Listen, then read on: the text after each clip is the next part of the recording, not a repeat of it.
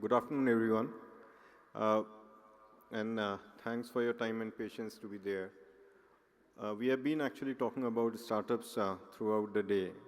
Now, one of the most important aspect on startups is in terms of how they can actually transform oil and gas, especially given what new developments that we are seeing, be it artificial intelligence, be it data-led strategies, be it other technological innovations that are happening. In India, we have seen some startups have been very successful within the space of oil and gas, wherein they have used artificial intelligence or some kind of a data to really transform some of the operations. But is this enough? And how they can be a foundation to overall India's growth story, and especially around this entire oil and gas sector, be it upstream, midstream, or downstream. I am joined with two esteemed colleagues of mine. I've got Gaurav Moda, who's an energy sector leader, and I have Siddharth, who leads our entire digital and engineering COE, as well as the entire startup ecosystem. So my question to you, Siddharth, what are some of the imperatives or the growth opportunities that you are seeing for startups to be around? Thank you very much for the question. I'm very happy to be here on behalf of Indian Energy Week, the Ministry of Petroleum and National Gas, and on this national forum. In terms of your question, what's imperative for startups to focus on? The decision on that is very clear as per the recent surveys. It's data. The foundational aspect of data, power, and cybersecurity are the three pivotal points, along with regulations, which need to come around for AI. Now, we've seen a recent announcement by Mr. Narendra Modi, Prime Minister Narendra Modi, on the decision that was taken in France on the regulations that need to be put in for AI. That lays a foundation on the do's and don'ts and how far we can take data and AI in terms of privacy, in terms of security, and in terms of sovereignty. So I think these are the three areas which the startups need to focus on. Thanks a lot. Now, while you are talking about the imperatives for startups and the growth, a quick comment from you, Gaurav. You have seen this entire energy sector evolving. You have seen how the technologies has played the role. The two key questions, essentially, startups and AI, essentially then what's the growth opportunity of the entire energy market that you are seeing, and especially some of the business challenges, because when CEOs interact with you, like what are the kind of questions and challenges that comes? So what's your view on their current challenges and the future aspirations? So, while I lead the energy sector for EY in India, but I also come from a business family, which was in a former startup of its own. So I've seen how you all startups really grow and really make a difference in the market, in the ecosystem. Having seen the startup side and having seen the client, energy client side, essentially what I can say is that the energy clients are yearning for really true startups that can make a difference in real results for them on the ground. Tons and tons and tons of data is available. Most of our energy clients are engineers by background. They love to think in first principles, whereas AI is completely about how the data moves and what the data says. And that truth that data provides and how that truth can be converted into tangible solution in the upstream operations or refinery operations or on the marketing side is where the magic lies. So essentially it will be important that we are not just doing a lot of fantastic artificial intelligence as a startup, but think about how it can actually apply to real life solution and situation on the client side. 9 out of 10 times, you'll be welcomed with open arms. That's the only difference. Versus, are you only providing a solution and doing a good talk, or are you doing a lot of fancy analytics but not meshing the two? I think that's where clients are very wanting to welcome you with open arms. No, that's a very important and very hard-hitting comment because we all see the fancy of startups, how they have grown. My question to you, Siddharth, on that one, what just Gaurav said, like if you are contextualizing it well in terms of the requirement, how do startups seize that when they start their journey? Essentially, the startup have got some idea, some innovative thoughts that they want to bring it up, but they really want to have their first pie on the either POC or proof of concept, like whatever you say. How do you see their initial journey and how do they pan out and what do they think and what struggles you think they have, especially in Indian context? Yeah, excellent question. I can speak firsthand because I've had a couple of startups on my own. The first thing you have to do is try to understand what is the industry problem and try to take a stab at it. Most of the time, you may not get it right the first time around.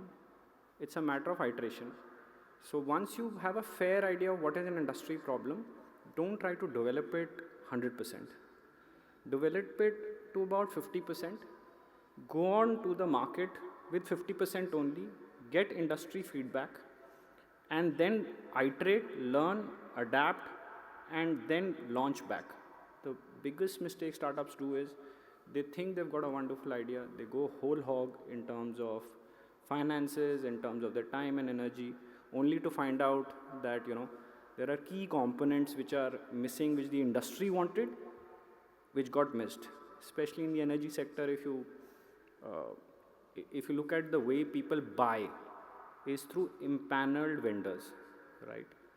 They will buy through impaneled vendors. They will buy through the parts which are approved. They are stuck with legacy systems.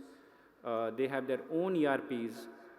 And if you don't keep that in mind and just come in with a fresh perspective without an industry perspective, that's where you'll hit a big rock bottom and you'll not be able to scale backwards. Any success stories or failures that you can refer to around this one? Sorry? Any success stories that how some startup would have done? There was a startup, without taking names, they created a very unique solution to measure the corrosion of pipelines actually. Very good solution, but apparently they ended up getting acquired by one of the oil major. But any other success stories or steps that you suggest? Rightly you have said that they need to have a context on this one. But any success story or the areas that you can refer to in oil and gas? Yeah, the biggest problem which I've seen managed well using AI, computer vision, and data was on inventory. The biggest problem one has is there is inventory lying on your system. In theory, you have X many asset or inventory which is lying in the system, and on the ground that number or that quantity or that quality is totally different. I have seen a startup in Saudi Arabia where I was a CDO prior to this for one of the largest Gulf companies, where we took a robot which was armed with computer vision. It got trained on parts within the manufacturing facility as well as the warehouse, and it used to do a daily reconciliation of assets on an automatic basis rather than a quarterly or a half-yearly audit. And then it used to then report back saying that this is your real inventory which was produced near expiry, high critical assets, non-critical assets, and even on the field it used to do that. So that was one success story which I saw solving a big, massive industry problem. So what I hear from you very clearly. Are we putting up the deck? Yeah. So I think we had a good start on that one. One thing which is coming out very critical is you need to have strong data. Then all the strategies and whatever we actually decide, the decision making should be driven by data. So we are going to actually have a quick presentation. I'll request Siddharth if you can. Sure. So thanks everyone. This is probably the last session, and I'm really happy to see all of you. It's the Valentine's, and it's lunchtime at Valentine's. So I'm extremely enamored by your passion to be here, away from the people that you might have spent time with. So let me talk a little bit about why we are here. We are here today because we want to get the startups and the industry leadership together in a cohort, and we can solve some problems, right? So that's the first reason we are here. And your role will be, so it's an interactive workshop. It's an interactive workshop. It's not a slide-by-slide section. My suggestion to you would be try to keep it as lively as possible. I'm going to ask you a bunch of questions. There's going to be a poll. Keep your phones ready. And then we'll see what you think are the biggest industry problems and how they should be addressed.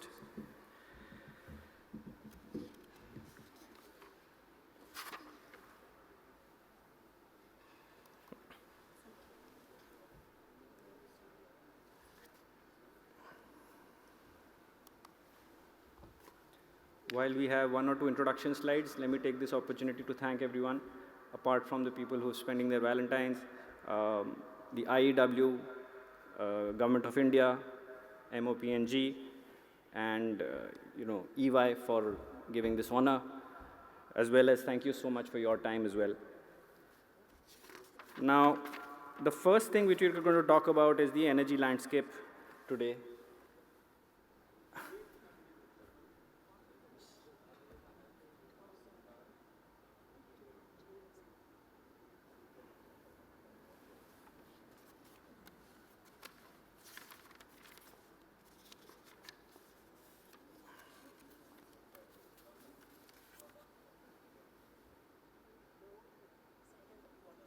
The energy landscape.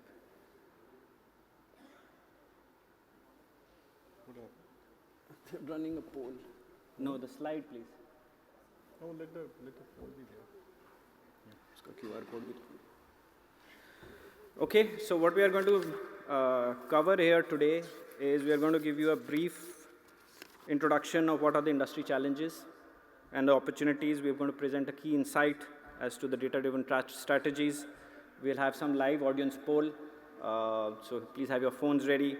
We're going to have a discussion on the biggest challenge that is going to be there, and we are going to have a quiz and connect with, and how startups can connect with EY and what sort of support they expect from us and what we have already provided.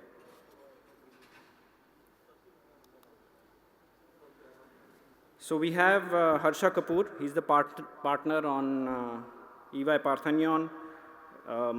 He's known for his leadership and expertise in strategy and transformation. He's actually had one startup of his own as well into the digital space. And he's our leader for the oil and gas within EY. And the most important thing which he's passionate about is delivering ROI on the projects that are launched, rather than just making sure that they are run properly, but actually have business benefits. Introducing Mr. Gaurav Moda. He heads the energy sector overall globally for the entire Ernst & Young. And introducing myself, my name is Siddharth. I'm the Director for Engineering COE, and an avid AI enthusiast, and I've also been a startup owner for about 3 times in my life, out of the total of 25 years of my experience. If we look at the energy sector today, landscape today, in 2016, we only had 3 startups. If you were to estimate in 2023, what would be the number of startups in the energy sector, it has increased by 300% to 682 startups. So this is how fast the industry is growing. And most of them are still active and haven't retired. The impact is that, of course, we've got a more decentralized, sustainable energy future, and we've got a reduced dependency on fossil fuels. If you look at the digital revolution, we've got, if AI is delivered properly, right, there is a 30% reduction in terms of the operational efficiency which can be obtained. But why are companies not able to do it? The reason for that is the new gold. And the new gold is data. Everybody has tons and tons of data sitting in different silos, but it's not getting consolidated to make sense anymore for the AI to run those efficiencies. Similar to your phones, you have one place for your photographs, you have one place for your emails, you have one place for everything else. But if overall I ask you what is the total amount of energy consumed for each of this data, you'll struggle with the answer because your data is not consolidated, it's spread across the cloud and your local devices. The third thing is sustainability. So in sustainability, it's looking good. The innovation is happening, and it's also, now the startups have started solving old problems in a newer way. It starts by repurposing the renewable energy, and the storage is cut by 40%. We are looking at closed loop recycling systems, and which is going to ensure a greener future and environmental friendly future.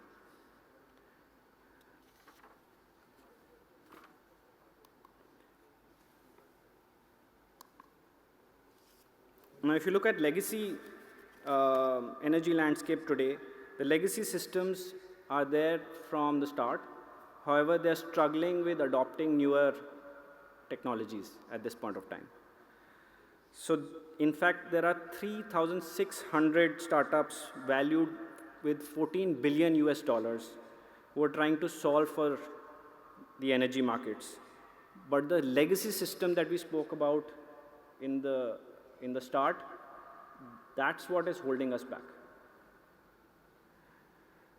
Maintenance cost, aging infrastructure is draining both time and money, and 60% of energy executives are saying that high maintenance costs are limiting their modernization efforts. So Gaurav, if you had to talk about how sustainability is playing out in the energy sector, are there few things in terms of trends that you're observing? Yeah, so if you look at sustainability, and the whole India Energy Week has been around new energies and decarbonization and how do we become more clean. But having said that, all of us are also running business. And in running a business, whether you're a PSU or you're a private major, you have to take a lot of the decisions based on how business will move forward based on that. Some of that push comes from regulatory and the government saying that yes, we need to become cleaner. But a lot of the ground level decisions get taken on where there is business feasibility of sustainability. And when you think of business feasibility of sustainability, sustainability in a refinery or an upstream environment, you're looking at 4 or 5 types of initiatives. You're looking at either improving the energy efficiency, which is reducing energy consumption, or you're looking at some form of debottlenecking for reduced maintenance downtime so that energy consumption is reduced, or you're looking at shifting from gray hydrogen to green hydrogen, or adding renewables and integrating them for captive power, or some other initiative. Across these 4 or 5 buckets of initiatives that are leading to sustainability, as a startup, the key question for you to answer is which of these initiatives or buckets of initiatives will lead to business profitability for your end client, and are you in that space, or are you in a space where the feasibility of the initiative will take very long time, and therefore business at some point will lose interest or will do it only when the regulation is pushing them to do it. Think of a capitalist mindset, think of where business will benefit and still achieve sustainability goals. That's where the likelihood of your success and business success is likely to be the best. Yeah. Thank you. And how many of you actually use ChatGPT now? Almost everyone. Almost everyone. And how many of you would say it has significantly outperformed your expectation? Yeah. About 40-50%. And how many of you are prepared if it is used against you? Not prepared. So which brings me to the most important question of cyber threats and cyber security. We have earlier only spent time in hard coding few areas, sandboxing few areas, but with the advent of AI, cyber security, scams is just the tip of the iceberg. It can and will be used at some point against organizations, against countries, and maybe, God forbid, against yourself. 320 crores have been pledged by ONGC and GAIL in the last 3 years to secure energy infrastructure. So Harsha, my question to you is, if you have to bridge the gap between how startups and enterprise can collaborate together on cybersecurity, what would you think are the top 1 or 2 things you'd like to point out? So, in addition to cybersecurity, there are other couple of elements that we also need to keep in mind is in terms of the entire the data privacy, and then ensuring we securing. So the word cybersecurity essentially doesn't mean that we are talking about the internet or that kind of a piece actually. So the question in terms of how we can bridge, I think at a very starting stage, the both startups, industry, and somewhere we have a role of academia as well to draw the guidelines around which they are going to actually work and operate. There is a very clear requirement, while AI is good, startups are moving in that direction, there need to be clear guidelines or self-control mechanism that in terms of how we are going to proceed. The other option is the government's intervention in regulating those. The governments are already talking about. If we really want a very vibrant sector wherein the startups play the role, I think the self-regulations, which is actually quite there in some of the industries, is something that they need to do. And I believe that industry and academia has to actually get into to define that for startups as they move forward. Thank you, that's very helpful. Okay, moving on to the challenges in the traditional energy sector. As we mentioned earlier, data is all in silos. McKinsey reports that 65% of the energy companies struggle with data silos, reducing operational efficiencies. The impact is, if you don't get hold of your data, what does that mean to you as an organization? Your competitor is going to be able to make decisions 25% faster, which means he's faster, he's more agile, and he's going to have a tremendous time advantage. In terms of outdated analytical tools, we are looking at real-time decision making. If I'd ask you how much of your data is available on your WhatsApp, on your phone, you can immediately whip out your phones and tell us exactly how much data is being eaten up. But if I ask you how much data is being consumed in an organization, it takes about a week. So gone are the days where any status reports, inventory reports, any data reports are going to take about a week. The day of actually having data on your fingertips is here. And if you're not doing that, that's one of the biggest challenge that you want your organization to look at. The legacy infrastructure, I'd just like to point out that we have to make sure that we budget for something like this. If I ask you how much money is being, in order to upgrade the legacy infrastructure, how much money is needed by 2030 as per IEA report, it's about 1 trillion US dollars by the energy sector, 1 trillion. And right now, if I'm speaking to my colleagues across the organization, the budgeting is nowhere close to modernizing those infrastructures. Yeah. Regulatory and compliance pressure, we are all aware of how compliance sometimes is very difficult to deal with, but a necessary portion of keeping us safe. But compliance costs in energy sector have increased by 30% in the last 5 years, as per EY report of 2022. And 50% of the energy firms frequently shift regulatory just to kind of move forward quickly. So my question to you is, Gaurav, that if regulations change overnight to make clean energy profitable, how many of your clients would make the pivot? Well, clearly, given India imports 80% of its oil, every client would love to do that because it is profitable, if nothing else. So And absolutely. margins are about 45% as compared to 7 to 8% in the traditional sector.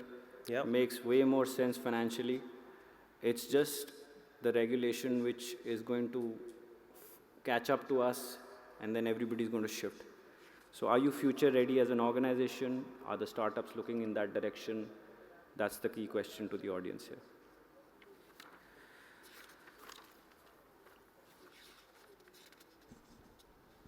Should we bring in the broader panel and 15 minutes?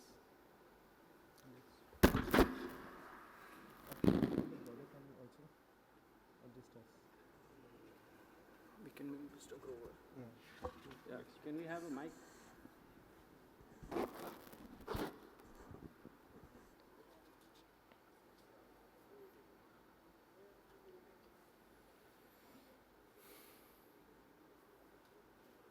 Do you have a mic? Yeah. I'd like to invite Mr. Grover here to talk about what are his perspectives on how many of you are from startups? How many of you from, okay, one. Hello. And how many of you are from industry? Almost all, okay.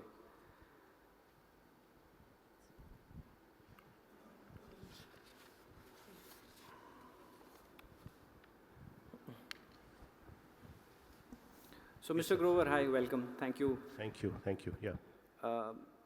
What do you think are the biggest industry challenges in the energy sector that we should tackle at this point?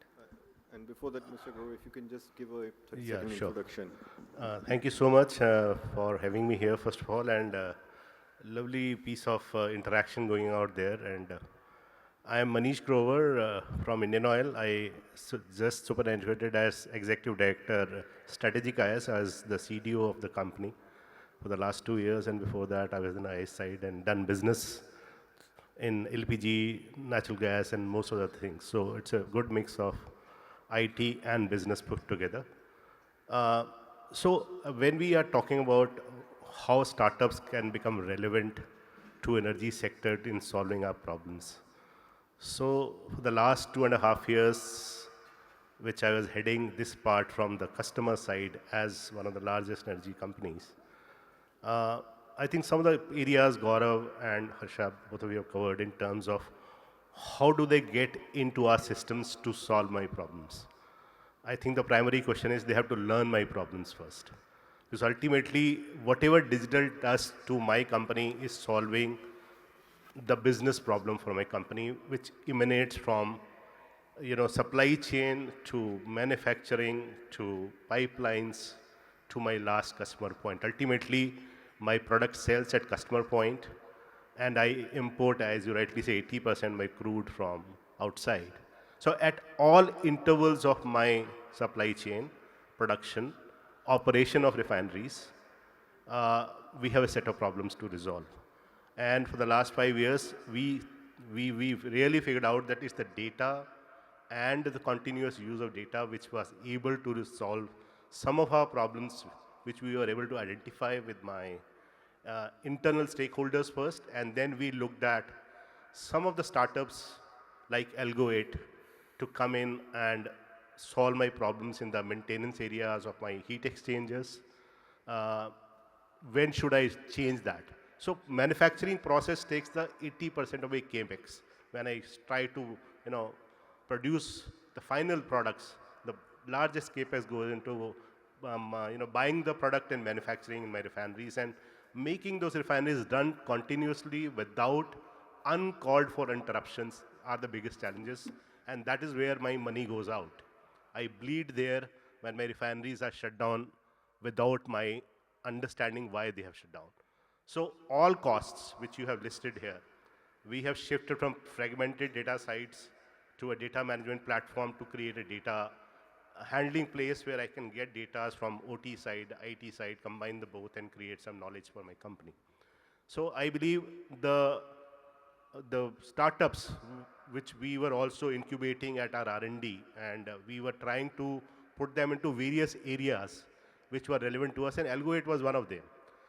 So they got into understanding the ecosystem within my company. As and when I have interacted with so many people who have come and said, Ki, we do this, we do AI/ML.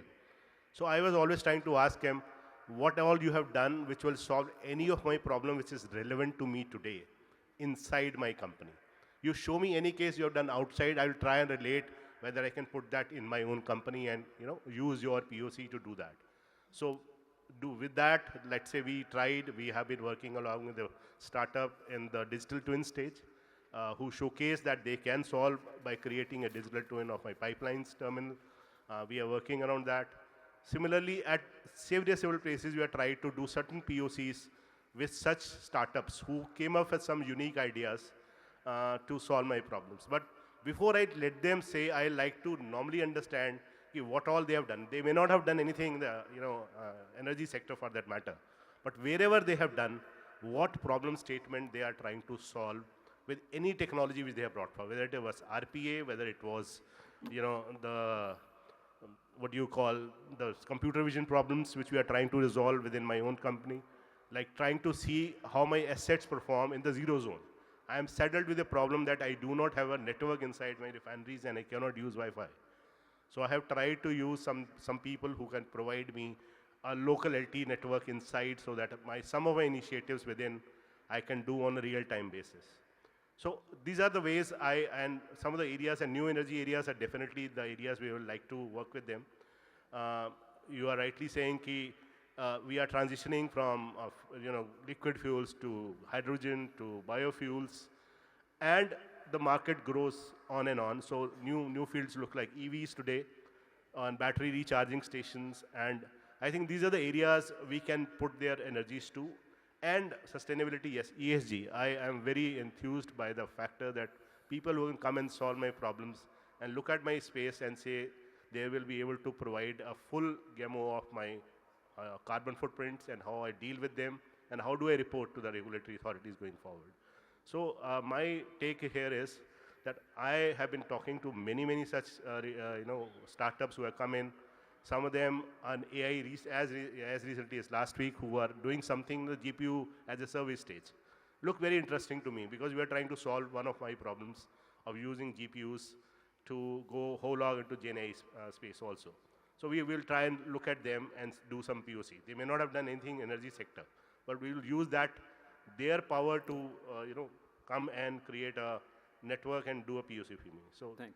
This is how I have been looking at it, and I think this is how the others should be dealing, knowing the ecosystem of energy, like distributed assets in my renewable, the wind, the solar. How do I monitor those assets? Is another problem which we are trying to resolve, and we are looking at several such companies who are coming forward and solving those problems for us. Yeah. Brilliant. Thank you so much. Are there any startups here? I saw one hand somewhere. Yeah?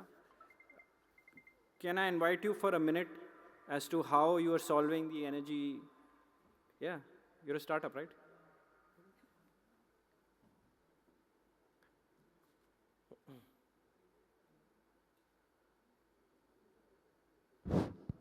Hi, Hi. I am Amarveer Chilka. So I am doing basically engineering consultancy for oil and gas industry. So we are basically into revamp studies where we want to increase the efficiency of equipments So we create digital twins, so of the model of the real working, and we correlate that operational performance of the equipment with real data and try to see how it can be improved and what modifications we can do so that the performance of the equipment is enhanced. That is what I'm doing, yeah. Brilliant. So you are right on point in terms of what we see on the slide, that you are able to provide 20% less downtime. Yeah. You are able to provide 5 to 10% additional energy gains. Correct. Yeah? Yes, yes. So we improve the efficiency of the equipment by it brings to fuel savings or expanding the runtime so that as sir told, they don't want any unplanned shutdowns or upset in their operations. So that is where. And what's your name, sir? My name is Amarveer Chilka, Mr. Dr. Amarveer Chilka. Dr. Amalveer. Ah. So Dr. Amalveer has hit a nerve here. The market growth for digital twin is supposed to be 16.75 billion in 2023, and it's growing at a CAGR of almost 36% annually. So this is where most of the companies are looking to create a digital twin. Fun fact, I have a digital twin, physical digital twin of my own. There is a CGM meter which I have, which looks at my blood work. There is a smart watch which looks at my SO2 area.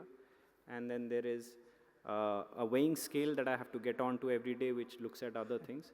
And on a daily basis, I am told ahead of time how ready I am to tackle the day.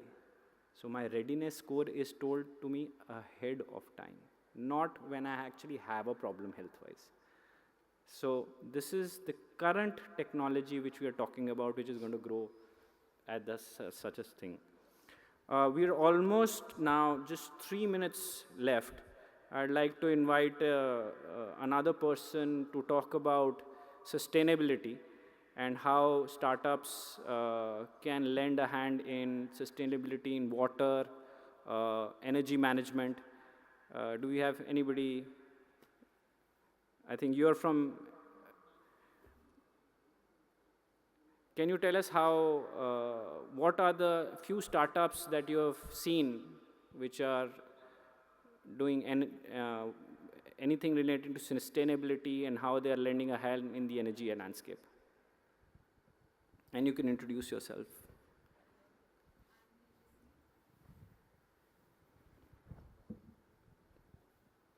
Hello.